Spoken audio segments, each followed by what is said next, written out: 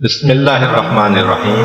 محترم ناظرین، السلام علیکم۔ ایک عابد نے دیکھا کہ بنی اسرائیل کے کچھ لوگ ایک درخت کی پوجا کرتے ہیں۔ اسے یہ دیکھ کر بے حد افسوس ہوا۔ وہ گھر گیا اور اس نے کلہاڑا اٹھایا اور درخت کاٹنے کے لیے چل پڑا۔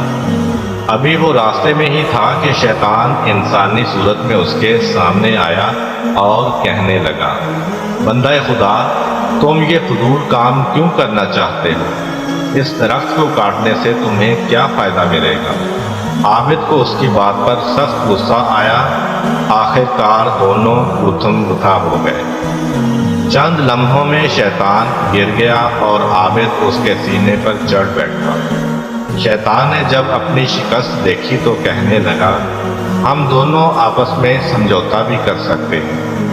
تم اس درخت کو نہ کاٹو، میں وعدہ کرتا ہوں کہ روزانہ 2 دینار تمہیں دیا کروں گا، اور وہ دینار روزانہ تمہارے سرہانے کے نیچے مل جائیں گے۔ ان سے تم اپنی ضروریات پوری کرنا اور غریبوں کی مدد بھی کرنا۔ اس بات پر عابد راضی ہو گیا اور درخت کاٹے بغیر واپس آ گیا۔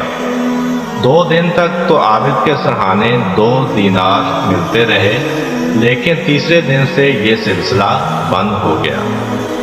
عابد نے کچھ دیر انتظار کیا، پھر غصے سے بھرا کلہاڑا لے کر درخت کاٹنے کے لیے چل پڑا۔ راستے میں پھر شیطان کھڑا نظر آیا۔ شیطان نے پوچھا، کہاں جا رہے ہو؟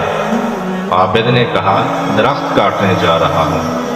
شیطان نے کہا، میں تمہیں ہرگز درخت کاٹنے نہیں دوں گا۔ وہ دونوں ایک بار پھر گتھم گتھا ہو گئے، لیکن آج شیطان نے عابد کو چت کر دیا اور اس کے سینے پر چڑھ گیا اور کہا، اگر تو نے درخت کاٹنے کا سوچا بھی تو میں تجھے جان سے مار دوں گا۔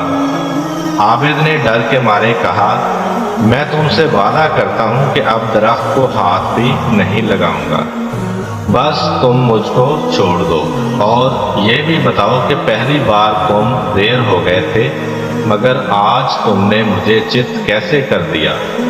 شیطان نے کہا، پہلی بار تم خدا کے لیے درخت کاٹنے جا رہے تھے، اس لیے میں دیر ہو گیا تھا، کیونکہ میرا بس ان لوگوں پر نہیں چلتا جو خلوص دل سے اللہ کے لیے عمل کرتے ہیں۔ اور اس مرتبہ تم اللہ کے لیے نہیں آئے، بلکہ تمہارا سارا غصہ اس لیے تھا کہ تمہیں دینار ملنا بند ہو گئے تھے، اس لیے تم ہار گئے اور میں جیت گیا۔ امید کرتا ہوں کہ آپ کو یہ ویڈیو اچھی لگی ہوگی۔ اگر آپ کو ہماری ویڈیو اچھی لگی ہے تو ویڈیو کو لائک کریں اور دوسروں کے ساتھ شیئر بھی کریں۔